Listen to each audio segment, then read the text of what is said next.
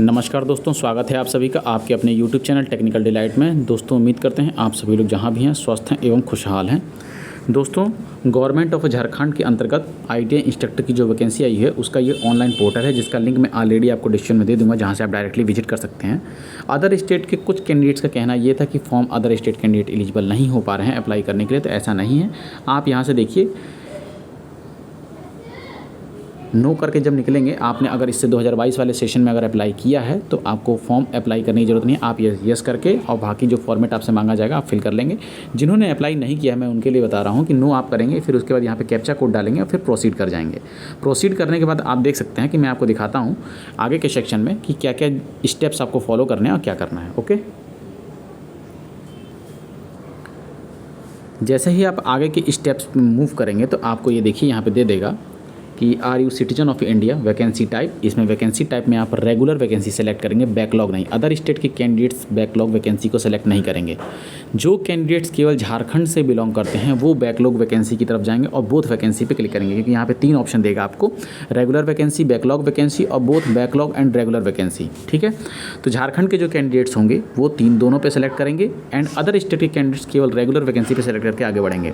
आप इसमें अपनी ट्रेड के हिसाब से देख सकते हैं, किसी का इलेक्ट्रिकल, फिटर, जो कुछ भी हो, मैकेनिकल, कोपा, जो भी ब्रांचेज होगी आप उस ट्रेड से रिलेटेड आप फॉर्म फिल कर लेंगे। उसके बाद रिलेवेंट मैंडेटरी क्वालिफिकेशन जो है आपकी, आपने CITS किया हुआ है तो आप इसमें मेंशन करेंगे। CITS के लिए इसमें स्टार लगा हुआ है, आप यहाँ देख सकते हैं। तो आपको ये चीज़ें मैंडेटरी है कि आपके पास CITS होना चाहिए। उसके बाद जब आगे के स्टेप पे आप जाएंगे तो आप यहाँ देख सकते हैं एक कैंडिडेट है यहाँ पे जिसका किया हुआ है, ये उसकी डेट ऑफ बर्थ यहाँ पे मेंशन की गई है। फिर उसके बाद उसके पिताजी का नाम and then mother's name and then gender, marital status.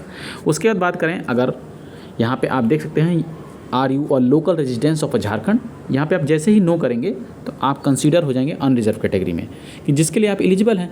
तो जैसे भी आपको डाउट था कि अदर स्टेट कैंडिडेट्स एलिजिबल नहीं हो पा रहे हैं अप्लाई करने के लिए, तो आप यहाँ देख सकते हैं ऑलरेडी ये किसी ने कैंडिडेट ने फॉर्म भरा है और उसने मुझे ये शेयर किया है, वो फॉर्म को फिल कर पा रहा है, वो भी अदर स्टेट का है। ठीक है, तो उसने क्या किया कि ये जैसे ये UR में आप होंगे फिर आपके रिजर्वेशन कैटेगरी खत्म हो जाएगी।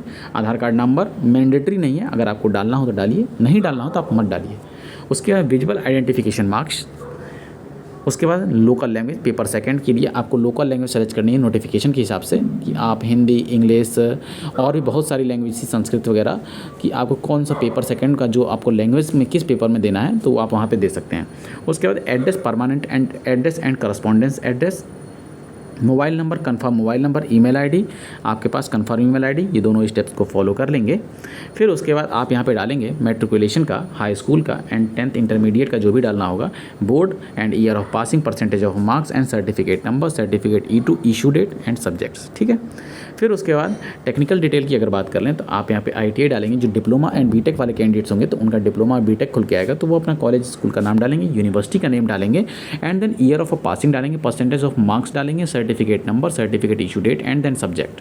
ठीक है, उसके बाद डालने के बाद आपके पास CITS की डिटेल फिल करने के लिए आ जाएगा। NSTI, नेम ऑफ NSTI रहेगा, जो भी रहेगा आपका, चाहे आपने ITOT वगैरह से किया है तो आप उसका भी मेंशन करेंगे। फिर उसके बाद board, year of passing, percentage of marks, certificate number, certificate issue date and subject, मतलब आपके किस स्ट्रीम से CITS आपने पास आउट किया हुआ है। उसके अलावा जब आगे वाले स्टेप पे आएंगे तो आपको एक्सपीरियंस डिटेल फिल करनी होगी। नेम ऑफ इंस्टीट्यूशन, जिसमें आप ऑर्गेनाइजेशन में आप अगर किसी कंपनी में काम कर रहे थे तो उसका नाम, आपकी डेजिग्नेशन क्या थी एंड किस पीरियड से किस पीरियड तक आपने एक्सपीरियंस किया है, टोटल एक्सपीरियंस आपका कितना हुआ।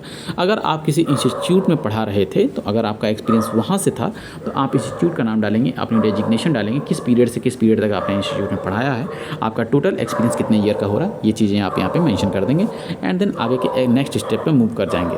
तो यही एक अपडेट देनी थी आप सभी को कि झारखंड की वैकेंसी का जो भी पोर्टल है वो ओपन हो चुका है, जिसका लिंक डिस्क्रिप्शन में मैं दे दूँगा, जहाँ से आप डायरेक्टली साइट को विजिट करके फॉर्म भर सकते हैं। फॉर्म भरते टाइम अगर आप मोबाइल से भर रहे हैं तो फॉर्म को डेस्कटॉप मोड में ले जाइएगा। डेस्कटॉप मोड में ले जाने के बाद लैंडस्केप मोड में कर दीजिएगा, यानी फ़ोन को वर्टिकल करने के, तभी आप फॉर्म को भरिएगा तो फॉर्म अच्छे से भर पाएगा। अदरवाइज आप कोशिश करिए कि लैपटॉप से ही भरने की कोशिश करिए या फिर कैफ़े जाके साइबर कैफ़े से भरिए, लेकिन साइबर कैफ़े पे जाके आप अपने फॉर्म को उससे 1 आवर के लिए जो पीसी होता है लेने का वो ले लीजिए, तो वो ज़्यादा बेटर है। आप अपने डॉक्यूमेंट सारे अपने पास रखिए, अपनी डिटेल्स को फिल करिए, क्योंकि कैफ़े वाले ये इंस्ट्रक्टर के फॉर्म बहुत कम भरते हैं, चाहे भरे रहते हैं, तो आपकी कोई डिटेल गलत फिल ना कर दें। ऐसा मेरा आपसे पहले ही प्रिकॉशंस है, आप इस प्रिकॉशंस को फॉलो करें ताकि आपका फॉर्म रिजेक्ट ना हो जाए।